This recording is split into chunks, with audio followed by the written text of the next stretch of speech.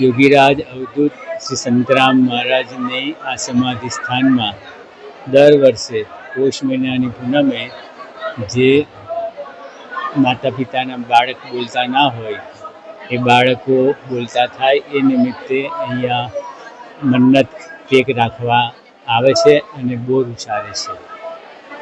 કેટલી સંખ્યામાં બોર ઉછળતા હશે? આજે કેટલા હજારો અસંખ્ય વજનમાં બોર ભક્તો આવીને ઉછાળતા હોય છે.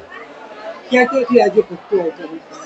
પછી અમને ખ્યાલ નહીં, પણ પેપરમાં લખેલું છે કચ્છમાંથી ને સૌરાષ્ટ્રમાંથી 10,000 મણ બોર આજે નડિયાદ શહેરમાં ઠલવાયા છે. આપણે સૌ જાણીએ છીએ કે સંતરામ મંદિર આજે વિશ્વ પ્રસિદ્ધ મંદિર છે.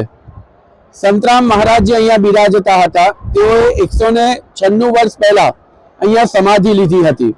જ્યારે સંતરામ મહારાજ બિરાજતા હતા ત્યારે કોઈ બાળક નહોતું બોલતું અને મહારાજે એના વાલીને આ બોર ઉચ્ચારવાની બાધા આપી હતી અને એ બાળક બોલતું થયું હતું.